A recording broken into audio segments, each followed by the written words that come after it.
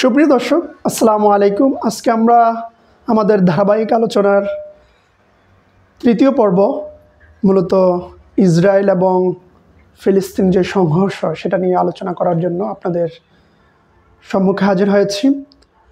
Israel Palestine conflict is one of the most devastating conflicts in the world. এটা আমরা পূর্বেই বলেছি যে ইসরায়েল এবং ফিলিস্তিনের যে সংঘর্ষ সেটা হচ্ছে সবচেয়ে ধ্বংসাত্মক একটা সংঘর্ষ এবং দীর্ঘস্থায়ী একটা সংঘর্ষ। এটা পৃথিবীর মধ্যে অন্যতম একটা প্রোটেক্টেড কনফ্লিক্ট হিসেবে বিবেচিত।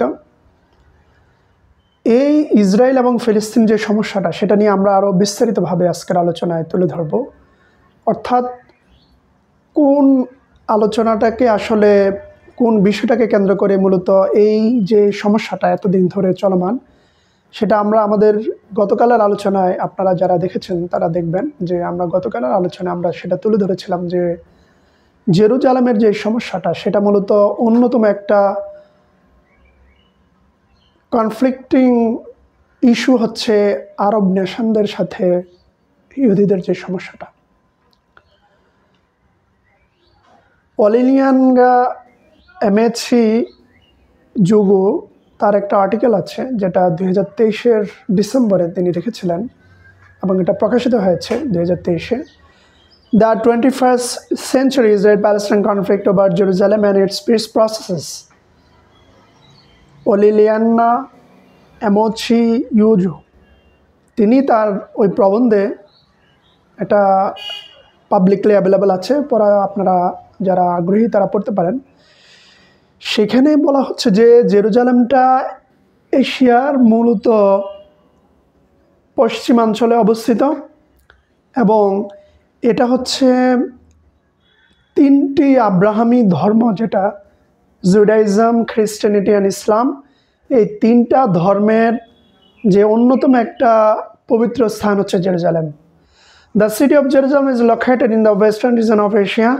It's one of the oldest cities in the world and has long held immense symbolic significance as the holy city for the three major Abrahamic religions, Judaism, Christian and Islam। আমি যেটা বললাম, তারপর হচ্ছে এই জেরুজালেমটা মূলত Israel এবং Palestine উভয়ের কাছে কিন্তু এটা রাজধানী হিসাবে তারা বিবেচনা করে।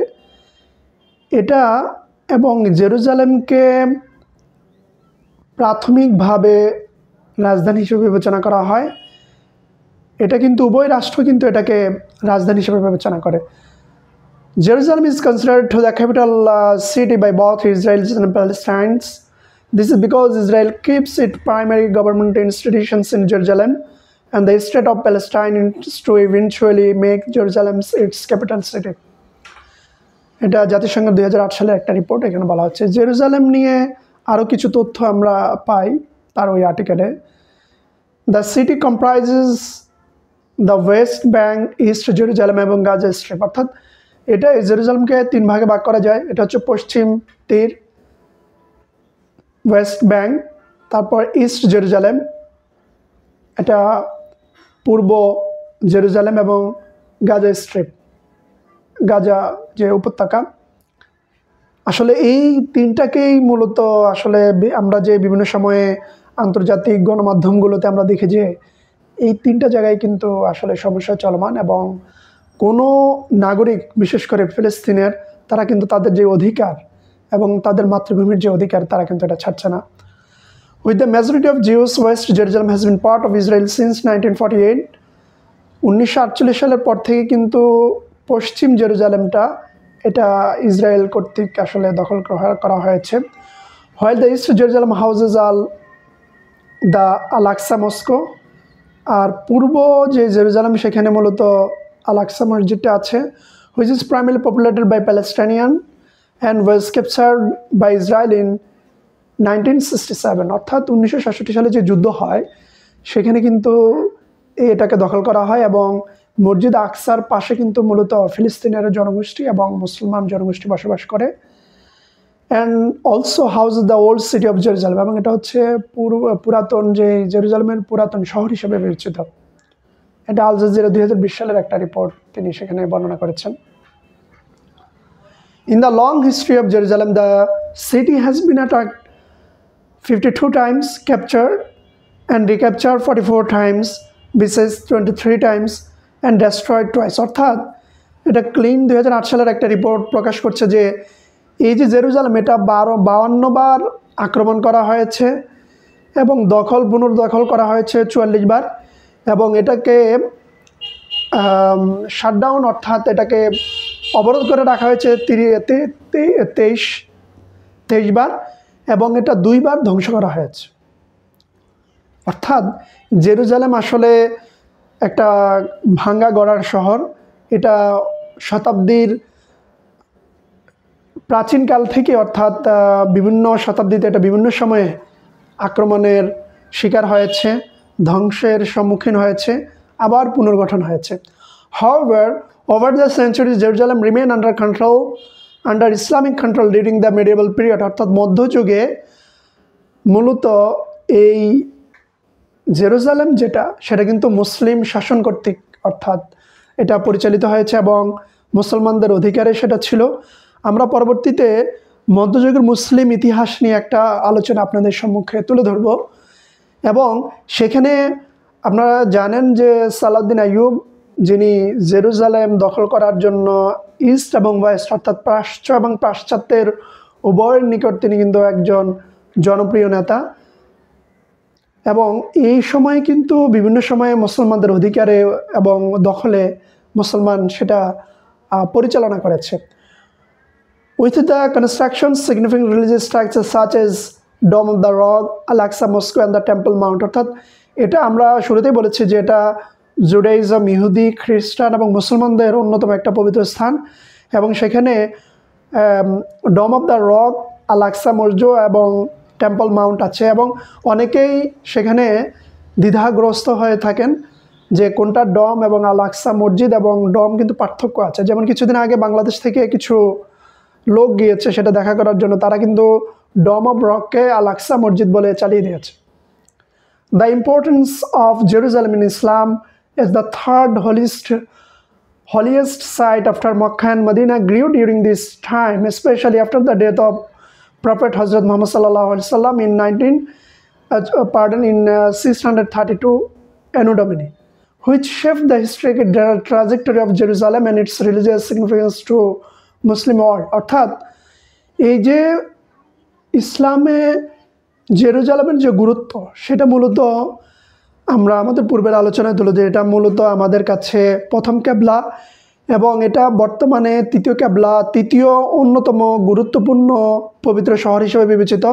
প্রথমে মক্কা সবচেয়ে গুরুত্বপূর্ণ, তারপর মদিনা, তারপরে কিন্তু জেরুজালেম, এবং এটার গুরুত্বটা সবচেয়ে বেশি বৃদ্ধি পেয়েছে হযরত মুহাম্মদ সাল্লাল্লাহু আলাইহি সাল্লাম যখন আল্লাহর সাথে সাক্ষাৎ করতে যান, যেটা আমরা মেরাজের রজনী হিসেবে জানি, এবং তিনি কিন্তু এই মসজিদ আকসা থেকে তার যাত্রা শুরু করেছেন, এবং তিনি তার ওফাতের পর 632 খ্রিস্টাব্দে কিন্তু এই যে জেরুজালেমের গুরুত্বটা আরও বেশি বৃদ্ধি পেতে থাকে মুসলমানদের কাছে, কারণ এই মুসলমানদের প্রথম যে কেবলা এই যে মসজিদ আকসা, সেটা আসলে মুসলমানরা কখনো তাদের যেই অধিকার এবং তাদের যে এটার সাথে যে ইতিহাস, ঐতিহ্য এবং পবিত্র যে বিষয়গুলো জড়িত সেটা কখনোই তারা বলতে পারবে না। এই জন্য কিন্তু ফিলিস্তিনিরা কখনোই এই আকসা বা জেরুজালেমের অধিকার কখনো তারা এই ছাড়বে না।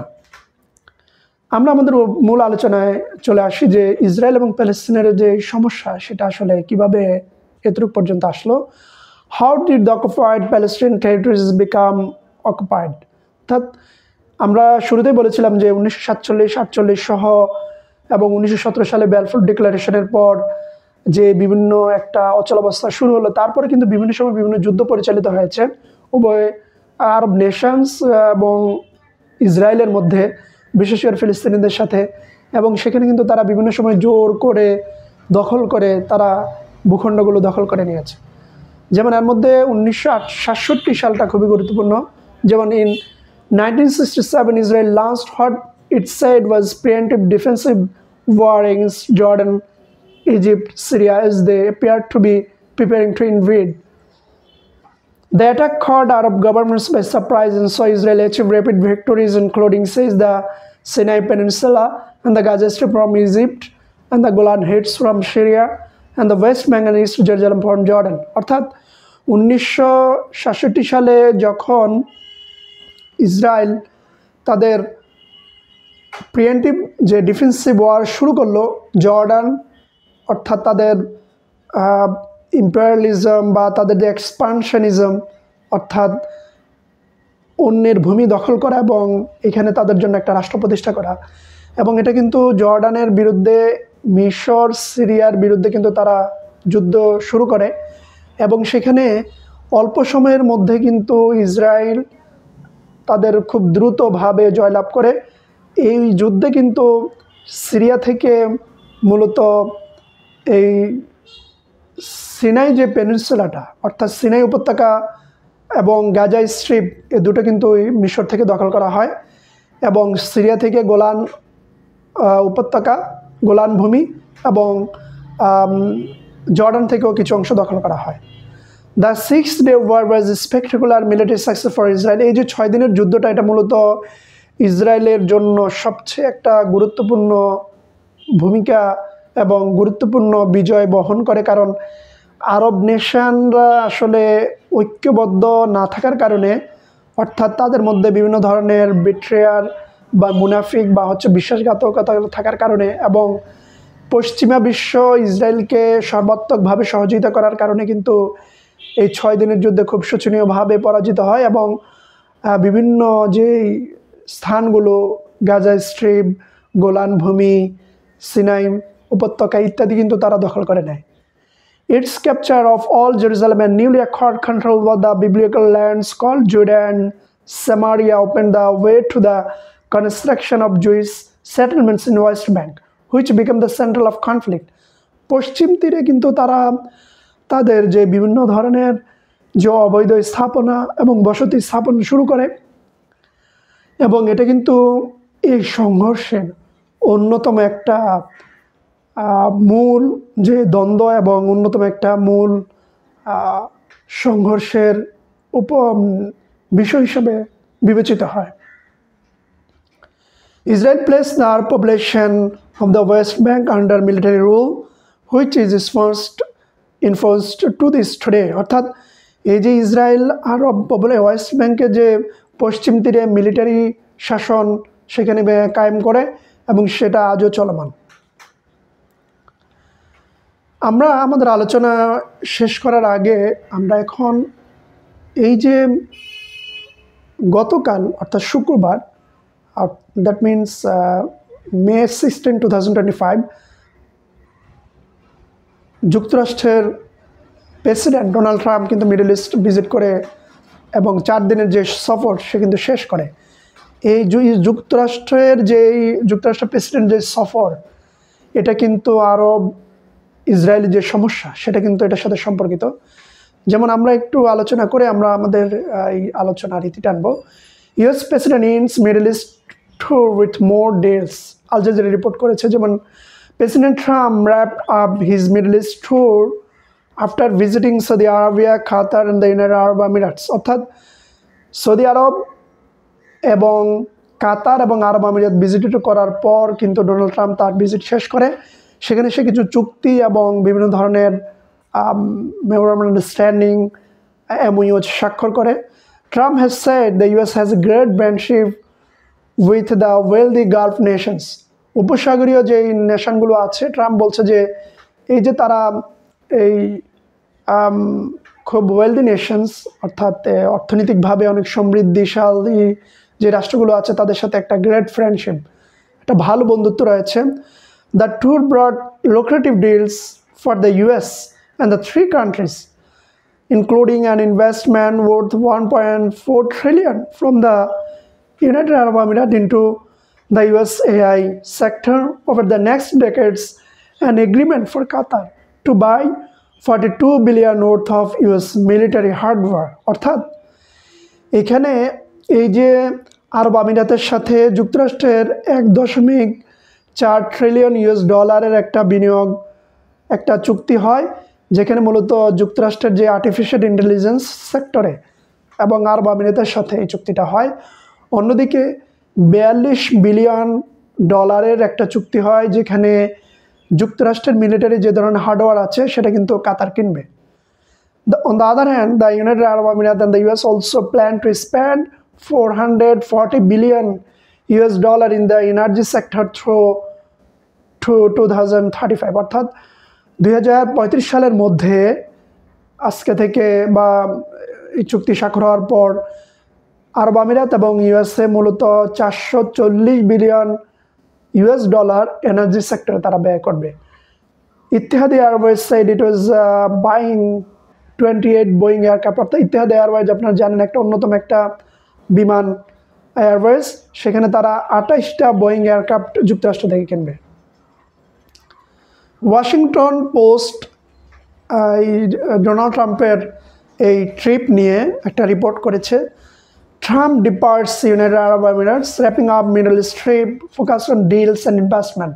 অর্থাৎ যখন আরব আমিরাত ভিজিট করার পর ট্রাম্প ত্যাগ করলো, আসলে সেখানে বিভিন্ন ধরনের চুক্তি হয়েছে এবং বিনিয়োগের বিভিন্ন ধরনের বিষয় কিন্তু সেখানে তার এই ভিজিটে তারা এনশিওর করেছে। অর্থাৎ আরব নেশনের সাথে বিভিন্ন ধরনের চুক্তি এবং বিনিয়োগে যুক্তরাষ্ট্রের প্রেসিডেন্ট তার এই সফরে শেষ করেছে। President Donald Trump departed the United Arab Emirates on Friday, that means May 16, 2025, wrapping up a 4-day Middle East trip that focused heavily on striking business deals and seeking to lure investment in the United States. As recently as Thursday, Trump floated heading to Turkey to participate in peace talks between Russia and Ukraine, but that did not materialize. Trump said Friday that he wants to meet with Russia President Vladimir Putin as soon as we can set it up. Trump's final tour today included a business roundtable in Abu Dhabi and a visit to the Abraham family house, a cultural site symbolizing peace and cooperation that includes a church and Moscow and synagogue. এখানে আসলে মূলত আমরা যে কথাগুলো বললাম যে এই middle east ট্রিপের মধ্যে শুক্রবার এই ভিজিটটা শেষ করা হয় এবং সেখানে আরব আমিরাতের সাথে অন্যান্য যে কান্ট্রিগুলো আছে মিডল ইস্টের তাদের সাথে কিন্তু যুক্তরাষ্ট্রের বিনিয়োগ চুক্তি হয়। এবং সেখানে আরেকটা জিনিস বলা হয় যে এই ভিজিটের পর যুক্তরাষ্ট্রের প্রেসিডেন্ট তুরস্কে যাবে, সেখানে রাশিয়া এবং ইউক্রেনের যে শান্তি যে আলোচনা সেখানে ভিজিট করার কথা রয়েছে যে রাশিয়ার প্রেসিডেন্ট ভ্লাদিমির পুতিনের সাথে, যদিও সেটা এখনও ফাইনালাইজ হয় নাই। এবং আরও আব্রাহাম ফ্যামিলি হাউস সহ আরও কিছু ধরনের যেই ঐতিহাসিক এবং যেখানে মূলত চার্চ আছে, মস্কো আছে এবং সাইনাগগ আছে, সেগুলো ভিজিট করার প্ল্যান রয়েছে। নিউ ইয়র্ক টাইমসও অত্যন্ত গুরুত্বের সাথে ডোনাল্ড ট্রাম্পের যে এই সফর সেটাকে খুব গুরুত্বের সাথে তারা তাদের রিপোর্ট প্রকাশ করেছে। আমরা ইতিমধ্যে যে কথাগুলো বলেছি সেটারই তারা সংক্ষিপ্তভাবে বিভিন্ন পয়েন্টে তুলে ধরেছে। President Donald Trump in the Middle East this week for the first major overseas trip for his second term, অর্থাৎ যুক্তরাষ্ট্রের যে প্রেসিডেন্ট ডোনাল্ড ট্রাম্প তার দ্বিতীয় মেয়াদে মূলত প্রথম যেই বিদেশে যেই পরিভ্রমণ সেটা কিন্তু মিডল ইস্ট দিয়ে শুরু করেছেন। He has visited Saudi Arabia and the Arab Emirates and the Qatar, from which he is trying to acquire a plane for use as the Air Force One, as I have already mentioned it. The Middle East has big security challenges, but Mr. Trump is there for deals.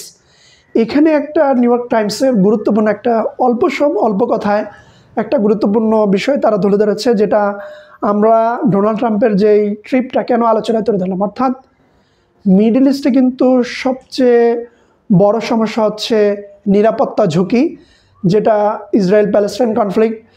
এগুলো সমস্যার সমাধান না করে Donald Trump কিন্তু বিনিয়োগ এবং অন্যান্য চুক্তি নিয়ে ব্যস্ত এবং সেটা নিয়ে তার যেই গুরুত্ব সেদিকে ফোকাস করেছে। Mister Trump is not planning to visit Israel, although the war in Gaza is raging and the Hamas still holds hostages, and he has no intention of visiting Oman, where Iranian nuclear negotiations have been taking place. আরও দুইটা clue তারা এখানে দিয়েছে যে Donald Trump কিন্তু তার প্রথম মেয়াদে কিন্তু ইসরায়েলে ভিজিট করেছিল, কিন্তু এবার কিন্তু সেখানে ভিজিট করার কোনো প্ল্যান নেই। সেখানে যুদ্ধ চলছে গাজাতে, এবং হামাসও কিন্তু তাদের যে সকল তারা হোস্টেজ বা বন্দি তারা রেখেছে সেগুলো কিন্তু তারা বন্দি বিনিময় ইত্যাদি বিষয় কিন্তু তাদের যে কার্যক্রম চলমান রয়েছে। কিন্তু অন্যদিকে ওমান সালতানাত অব ওমান ভিজিট করারও কিন্তু ট্রাম্পের কোনো প্ল্যান নেই, কারণ সেখানেও কিন্তু ইরানের যে নিউক্লিয়ার ওয়েপনের যে নেগোসিয়েশন সেখানে কিন্তু চলছে।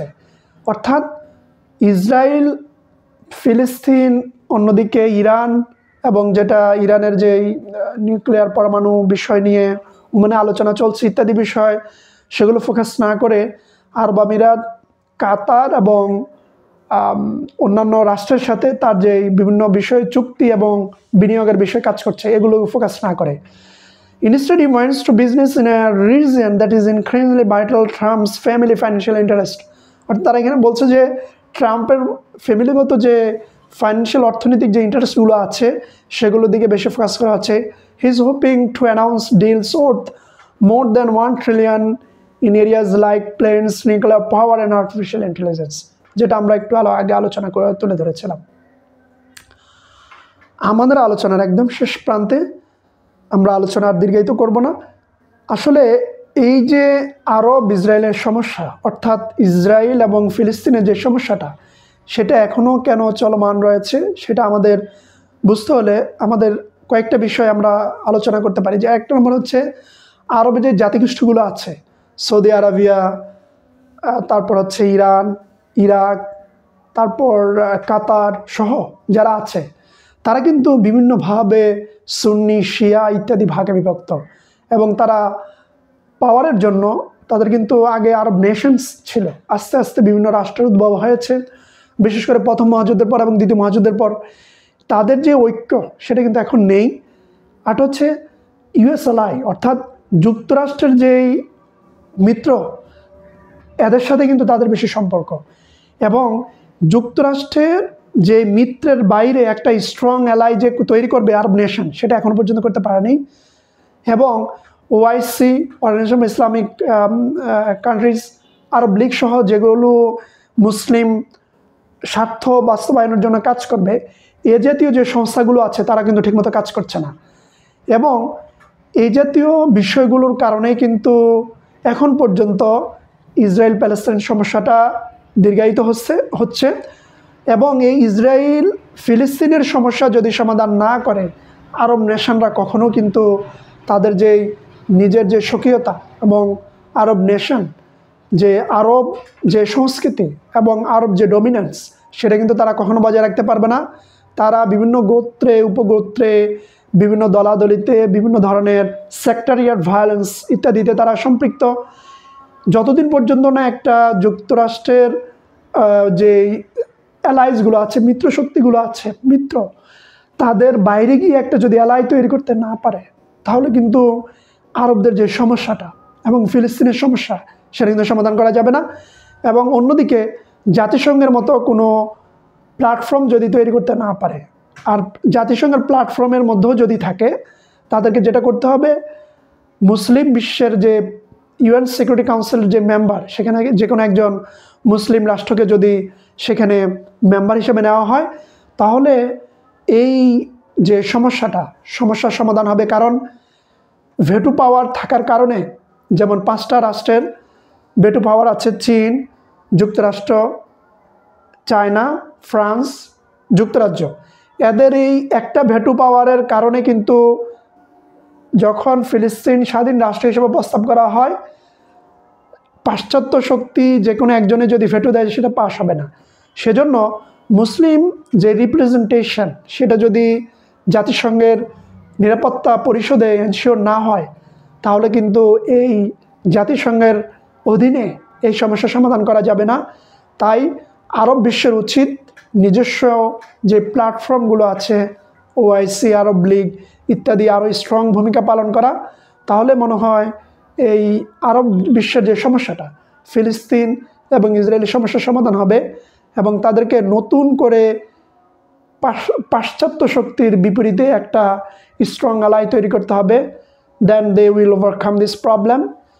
তাহলে আমরা আজকের আলোচনা আমরা এখানে শেষ করছি। আরব বিশ্বের যে নিজেদের সমস্যা নিজেরা সমাধান করতে তাদের মধ্যে নিজেদের যেই আন্তঃসম্পর্ক সেটা কিন্তু তাদের আরও বজায় রাখা উচিত, এবং যুক্তরাষ্ট্রের সাথে তাদের মিত্রতা যত বাড়বে তত এই সমস্যা আরও প্রকট হবে, কারণ ইসরায়েলের অন্যতম খুব ভালো বন্ধু এবং মিত্র হচ্ছে এই যুক্তরাষ্ট্র। তো যুক্তরাষ্ট্র যাদের মিত্র হবে তারা কিন্তু ইসরায়েলের এই যে সমস্যাটা এই ফিলিস্তিনকে কেন্দ্র করে, তাহলে কিন্তু সেখানে তারা তাদের যেই আধিপত্য যে বিস্তার করছে সেটার বিপরীতে গিয়ে এটাকে ট্যাকেল দিতে পারবে না, কারণ যখনই তারা ট্যাকেল দেবে তখনই কিন্তু সেখানে যুক্তরাষ্ট্রে নাক গলাবে। তাই এই আরব ইসরায়েল সমস্যা সমাধানের জন্য যুক্তরাষ্ট্রের মিত্রের বাইরে গিয়ে আরব রাষ্ট্রের উচিত নতুন এলাই তৈরি করা, তাহলে যদি তাদের নিজেদের স্বার্থ এবং ফিলিস্তিনের অধিকার বাস্তবায়নে কাজ করে। তো আন্তর্জাতিক শান্তি নিরাপত্তা বজায় রাখার জন্য আন্তর্জাতিক সম্প্রদায়ের উচিত দ্রুত এই ফিলিস্তিনি সমস্যার সমাধান করা, তাহলে আন্তর্জাতিক মানবাধিকার এবং আন্তর্জাতিক রাজনীতিতে একটা স্থিতিশীল অবস্থা বিরাজ করবে। সকলকে ধন্যবাদ জানিয়ে আজকের আলোচনা এখানে শেষ করছি। আল্লাহ হাফেজ।